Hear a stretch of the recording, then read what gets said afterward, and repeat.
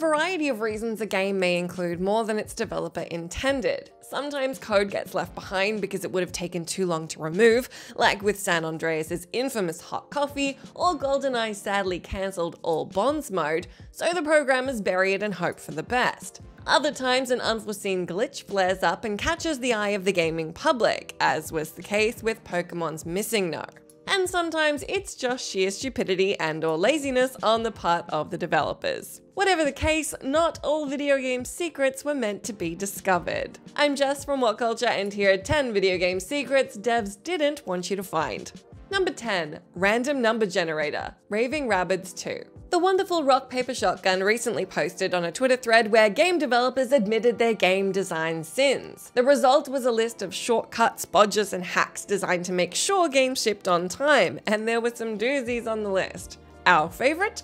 Raving Rabbids 2's laziest minigame. For those who don't know, RR2 was a dull mishmash of minigames starring Ubisoft's eponymous Lagomorphs. Poorly reviewed and swiftly forgotten, it's hard to feel sorry for its fate when you realize how slipshod its construction really was. Developer Antoine Henry admitted that RR2's infamous Concentrate minigame, which told players to hold the Wiimote up to their foreheads and concentrate to accumulate points, was entirely random. The devs were running out of time to fulfill the mandated minigame quota, and so cobbled together what was essentially a random number generator at the last minute. Amazingly, they got away with it. Antoine said he was stunned to see guides for the minigame cropping up, as players convinced themselves that the minigame had hidden depths waiting to be plumbed. It, of course, did not. As Freud said, sometimes a cigar is just a cigar, and sometimes shovelware is just shovelware. Number 9. Bananas. Bananas everywhere.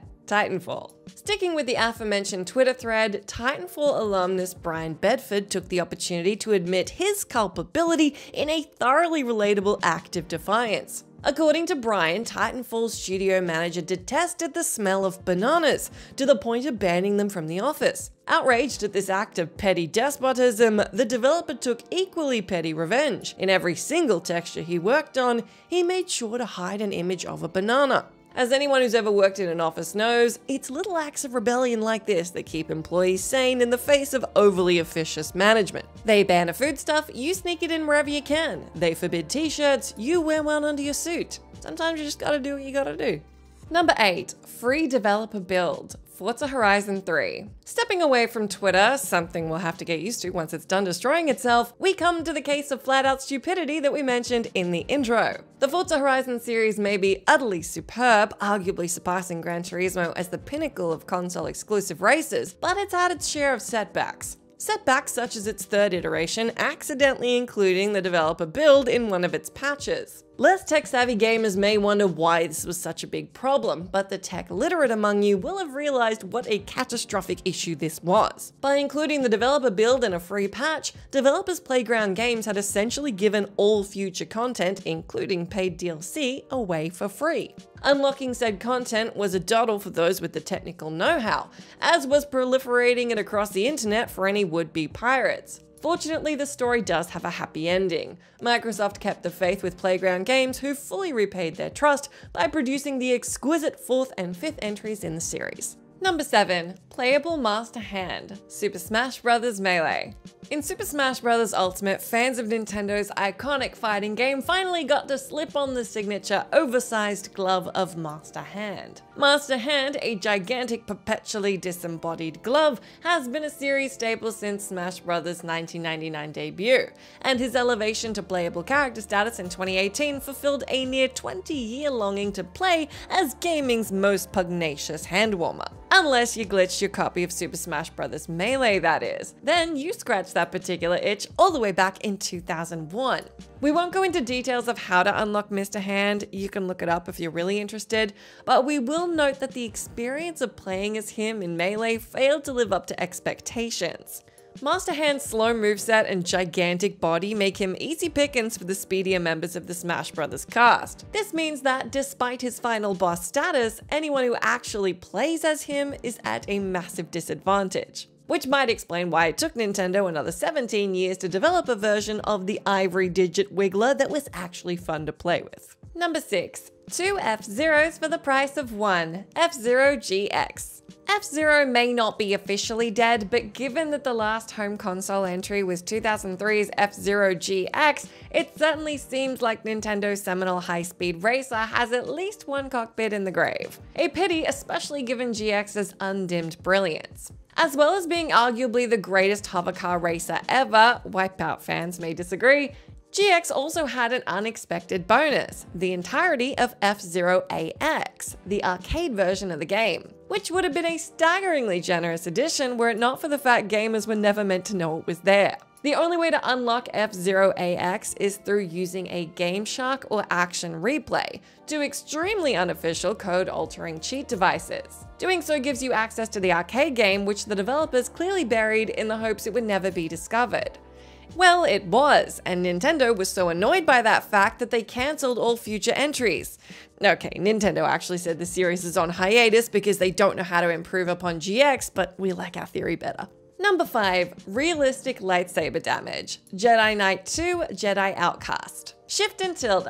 For games of a certain age, that magic combination will have provoked a wry smile of remembrance. Many an FPS in the 90s and early noughties used this basic command to bring up the developer's console, allowing gamers to cheat to their heart's content. Invincibility, all weapons unlocked, and level select were the basic bread and butter cheats, but Jedi Knight 2 took things in a decidedly more brutal direction. Jedi Outcast garnered a T for Teens rating on release, but anyone who entered G_Saber realistic combat in the developer's console was treated to an experience that rated D for dismemberment. Simply put, this cheat code turned protagonist Kyle Katarn into a walking threshing machine. Stormtroopers, Dark Jedi, and everything in between were swiftly divested of their limbs by Katarn's lightsaber, with each battle scene soon resembling the aftermath of Leatherface losing his temper in a mannequin factory. The carnage may be bloodless, but the mountain of body parts left strewn in Katarn's wake turned many a gamer into giggling converts to the dark side.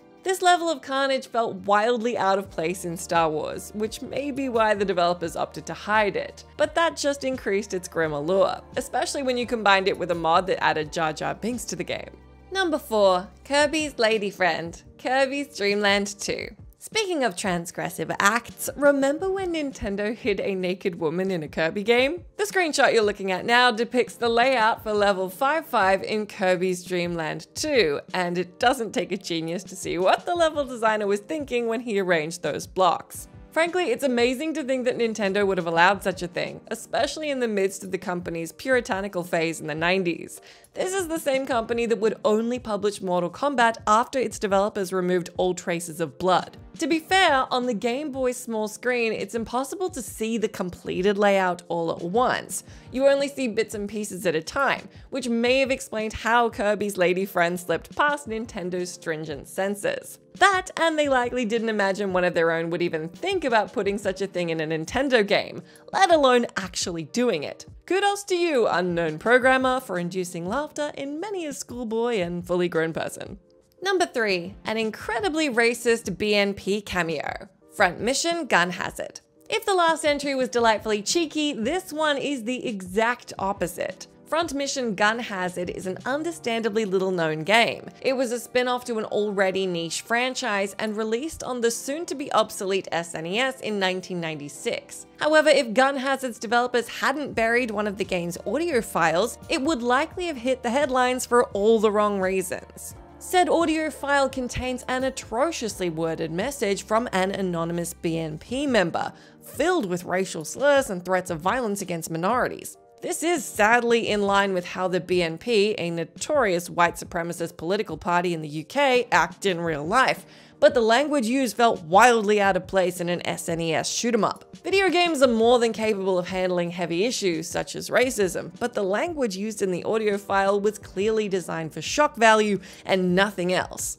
as seen by its removal having absolutely no effect on the rest of the game. Squaresoft, the game's publisher, thankfully realized this and moved to bury the code in the final product, although diligent data miners would later uncover the game's dirty secret.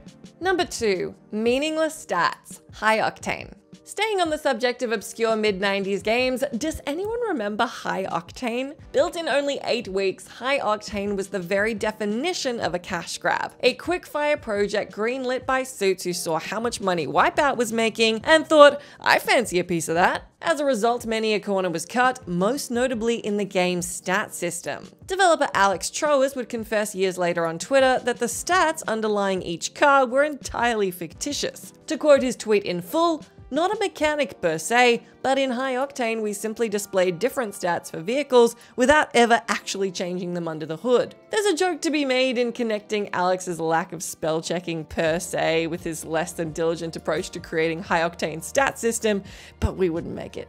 The project was clearly foisted from above on Alex and his team, who did remarkably well in publishing a solid racer given the time constraints that they were working under. Number 1. Jesus vs. Santa, Tiger Woods PGA Tour 99. Man, we miss physical media. I know that for sheer environmental costs alone, the days of physical boxes and bulky manuals had to go, but that doesn't mean we can't mourn them.